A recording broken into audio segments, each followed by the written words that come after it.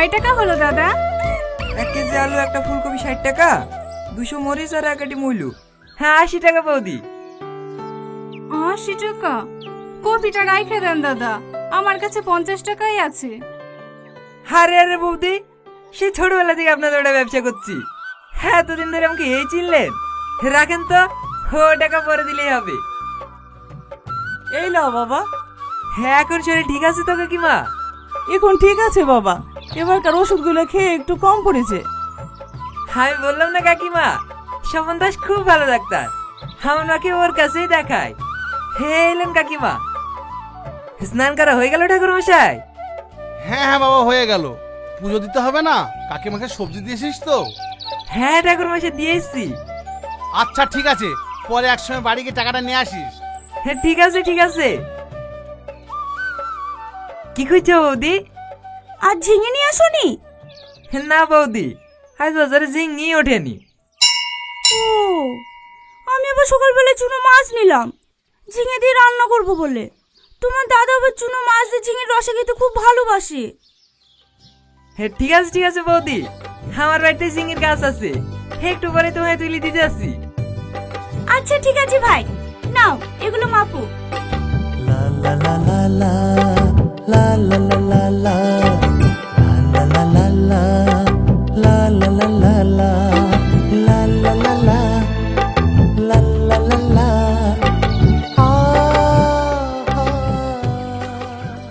কই গো ভাবি, তাড়াতাড়ি আসো, আমাকে আবার ওই পারে যেতে হবে। হ্যাঁ হ্যাঁ আসছি। কই গো রঙ্গিলা বোন, দুধ লিবানা নাকি? আর দুধ লেবো না মধু, রঙ্গিলা শ্বশুরবাড়ি চলে গেছে। ও ঠিক আছে খালাম্মা, খালো এখন কেমন আছে? আছে মধু, বেশ ভালোই আছে। ও কাঁদে না মধু, কাঁদে না কাঁদে না কাঁদে না। এই লো ভাই। কি হলো বাবু, কাঁদছে কেনে? জ্বর এসে কাঁদে না মধু, কাঁদে না। ওরে আমার সোনা রে, কাঁদে না। ওই দেখি, হে ভগবান, জ্বর তো কাপড়ে যাচ্ছে, ওষুধ না শুনি। না, বাবুর আব্বা কাজে গেছে, কাজ থেকে আসুক তারপরে যাব ডাক্তার বাড়ি। ছেলে এত অসুস্থ, কাঁদন থামছে না, সে কখন কাজ থেকে বাড়ি আসবে তার নাই ঠিক। এই তো দাসপাড়ার ডাক্তার বাড়ি, ফট করে গিয়ে ওষুধ ডালি চলে আসো না। কি করে যাব? ওর প্যান্টের পকেটে টাকা আছে, কাজে যাওয়ার সময় পড়ে চলে গেছে। ডাক্তার বাড়ি গেলে ধারে ওষুধ দেবে নাকি? টাকা নেই আমাকে বলবো তো? সত্যি ভাবি, তোমরা আমাকে একবারই পরপর ভাবো। এলো ভাবি, তাড়াতাড়ি যাও, আগে বাবুর লেগে ওষুধ লাসো। কিন্তু কি কিন্তু? ও টাকা তুমি পরে দিয়ে দিও, আগে তুমি যাও তো। ঠিক আছে ভাই।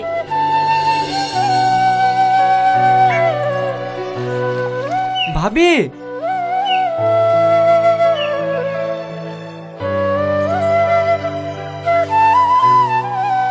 দাও বোন। আজকে এক পোয়া দুধ ধরে দিও, তোমার ভাই পিঠে খেতে চাইছে। ঠিক আছে ঠিক আছে, একটু বেশি করে দিলাম বোন, আমার লেগেও দুটো পিঠে থুইও। ঠিক আছে থামো, আসতে হবে কিন্তু। অবশ্যই আসবো, দাও চাচি।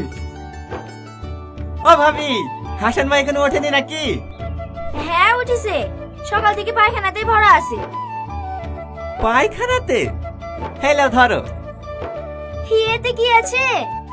খুলে দেখো। কই রে হাসান, কাজে যাবে নি? যাবো 2 মিনিট বস, আসছি। ও দেবু, নাড়ুমুড়ি কিসের? জানো না নাকি, কালকে আমাদের লক্ষ্মী পুজো হইলো, তোমাদেরকে তো বলি বলি যাবো না, তাই তোমাদের লেগে অপর্ণা পাঠিয়ে দিল। যাবো কি করি? তোমার বন্ধু সেই সন্ধ্যাবেলা থেকে পেট নিয়ে পড়ে আছে, বাথরুমে ঢুকছে আর বেড়াচ্ছে। দেখো কাকে কাজ করতে পারবে কি? কাজ করতে পারবি তো? হ্যাঁ পারবো, কোনো অসুবিধা হবে না, ওষুধ খেলে সব ঠিক হয়ে যাবে। যাওয়ার সময় ডাক্তারখানা থেকে একটা ওষুধ নিয়ে নেবো, চ।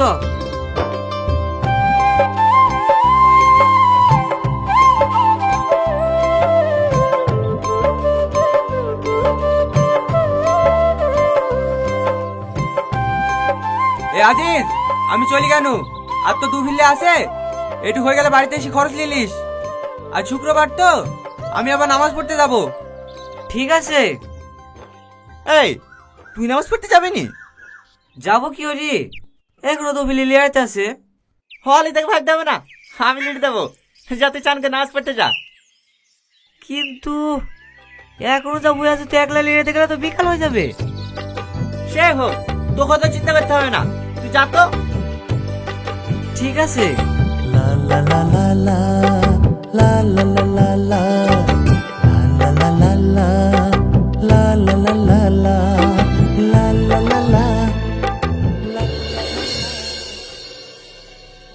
হ্যাঁ, মাঠপাড়া ভোট সব আমার ক্যাপচারে আছে।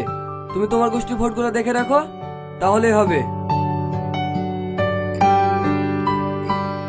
কিরে, পোস্টার সব ঘুরে আসলি কেন? কি করবো, পোস্টার কেউ লাগাতে দিতেছে নাকি? কে লাগাতে দিতেছে না? কার কার নাম করবো বলেন? আপনার জ্যাঠাই তো লাগাতে দিতেছে না। আপনার জ্যাঠার ঘরের দেওয়াল সেলিম খানের পোস্টারে ভর্তি। তোকে আমি আগেই বলেছিলাম এইবার বিধানসভায় সেলিম খান দাঁড়াচ্ছে। ওর এলাকায় বিশাল প্রভাব, ওর বিরুদ্ধে তুই দাঁড়াসনি। শুধু শুধু একজন পয়সা নষ্ট। 1 টাকাও নষ্ট হবে না, দেখবেন আমি জিতবো। কি করে জিতবি? তুই তো একবার ভোটে জিতেও মানুষের কোনো কাজ করিসনি। আরো নেতা না হয়েও সবার উপকার করে বেড়াই। গরিব মানুষের মেয়ের বিয়ে দেওয়া, রাত দুপুরে কেউ অসুস্থ হলে ওর গাড়িতে করে নিয়ে যাওয়া। ওই এখন মানুষের চোখে দেবতার মতো। ওই দেবতাকে ধুয়ে মানুষ শয়তানকে ভোট দেবে? এত করে বলি, সামনে ভোট আসছে, মানুষকে দেখানোর জন্য একটা কিছু কর। আমার কথা তো নিবি নি, এবার দেখ কি করে জিতবি। আচ্ছা দাদা, আমাদের বুলাকে হিন্দু ভোটার বেশি না মুসলিম ভোটার বেশি? কেন হিন্দু ভোটার বেশি? তাহলে আমি জিতে যাব। তুই কি ভাবছিস তুই হিন্দু বলে হিন্দুরা তোকে ভোট দেবে? কেউ দেবে না। মানুষ এখন আর ধর্ম দেখে না, কর্ম দেখে ভোট দেয়। এই তো 2 মাস আগে সেলিম খান মুসলিম হয়েও মন্দির তৈরি করতে 2 লক্ষ টাকা দিল।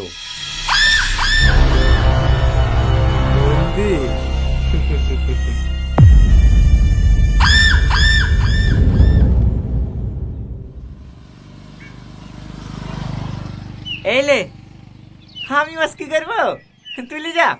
লে ধরতো, বাড়ি থেকে খেয়াল নিয়ে আসার সময় বৌদিকে বেলা শুনতালিনি বেগুন লিসে চুনেছে না মাছ দরকার।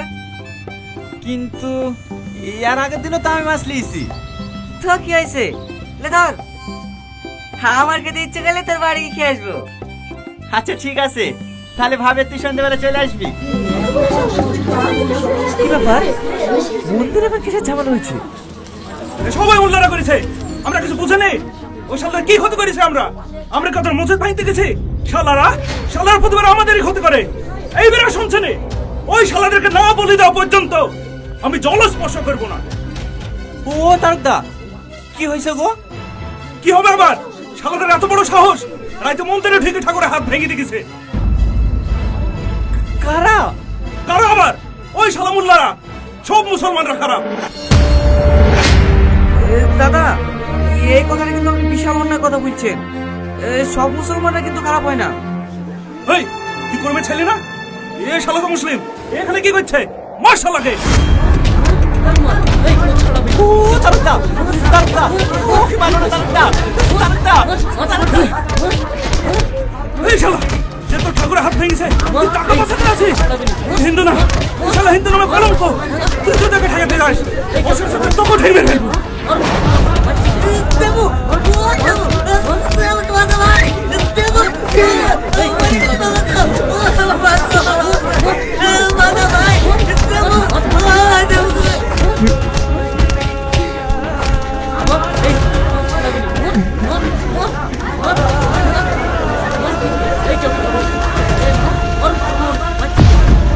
লাঠিটাস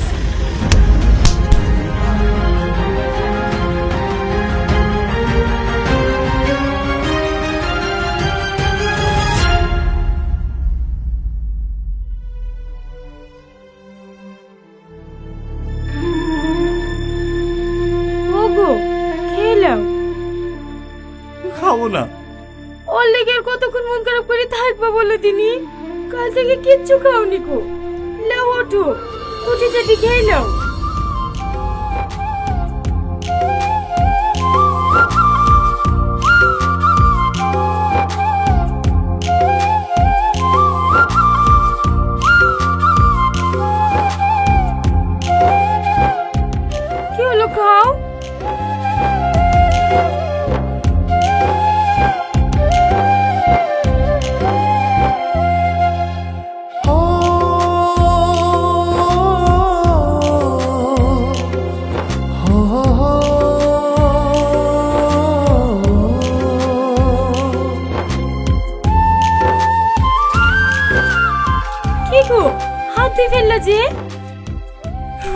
লাগছে না গো, বারবার ওর মুখটা আমার চোখের সামনে বেশি উঠছে। এত চিল্লি আমাকে দেখেছে, তাও ওকে আমি বাঁচাতে পারিনি।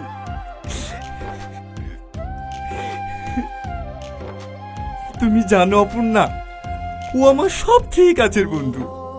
ও এখন হাসপাতালে মৃত্যুর সাথে লড়াই করছে। ওকে যে আমি চোখের দেখাটা দেখতে যাব, সেটুকু আমি পাচ্ছি না।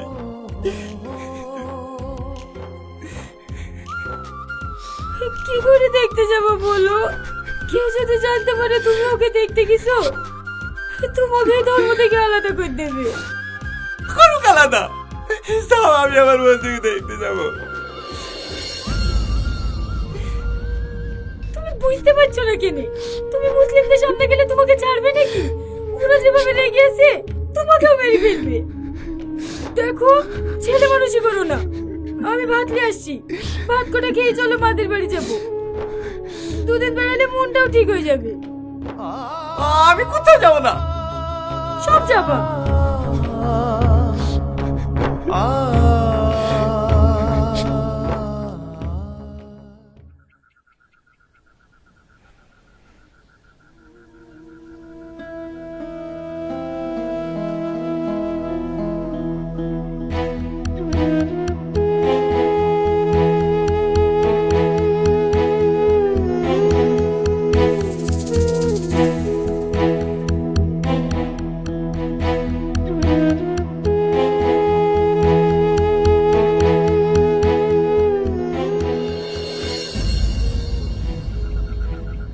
সাব্বাস রাজ, তোর জন্য আমার প্ল্যানটা সাকসেসফুল হলো। এখন কোনো মাইকা লাল নেই, আমাকে ভোটে হারাবে। এই নে আমার তরফ থেকে 5 লক্ষ টাকা আর ব্যাংকে ঠিকই। যা 2 মাস এনজয় করে।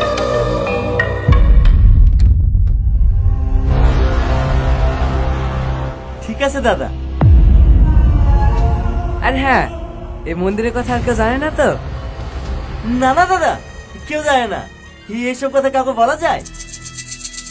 তোর বউকেও বলিসনি তো?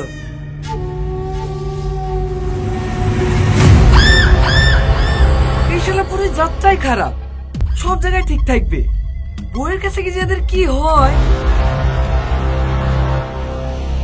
এটা বোন 3 লক্ষ টাকা কালো মস্তান খেতে দিগা। রাজার বোঝানো কাল সকালে সূর্য না দেখে। এইটা আপনি কি বলছেন দাদা? ওটা আমার বউ। শোন, ওর থেকে ভালো মাল যদি তোকে না এনে দিতে পারি, তাহলে আমাকে আর দাদা বলবি না। আর মেয়েদের ক্ষেত্রে চিনিস নি, ওদের পেটে কোনো কথা থাকে না। 2 মাস পর ইলেকশন তো, তার আগে দেখবি তোর দাদা জেলে ভরা আছে। তুই কি চাস আমি জেলে থাকি? না, কিন্তু দাদা। দেখ ভাই, আমার সাথে সাথে কথা, আমি জেলে যাব না। এখন তুই ভাব কি করবি, দুজন একসাথে মরবি না এনজয় করবি? Choice is yours.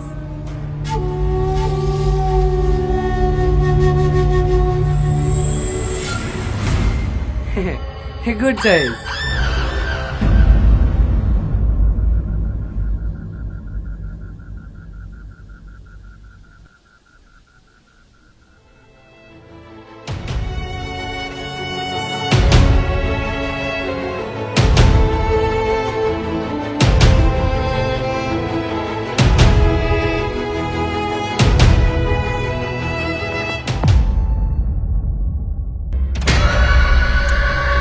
আসুন, মোবাইলের সিমটাও চেঞ্জ করে নিস। ঠিক আছে দাদা। কি হবে?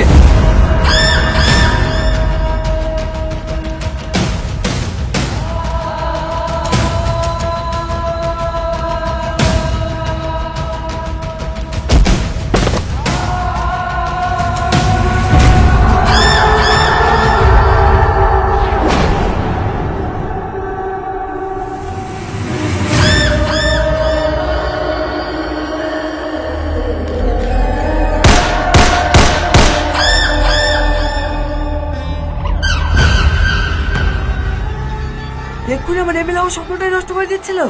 হেই, সাইড থেকে খেয়াল রাখতে পারিস না? সরি দাদা। হে যা, লাশটা নিয়ে গিয়ে মুসলিম পাড়া ফেলে দিয়ে আয়। কাল সকালে হেডলাইনে যেন আমি দেখতে পাই মুসলিমরা এই ছেলেটাকে মেরেছে। ঠিক আছে দাদা।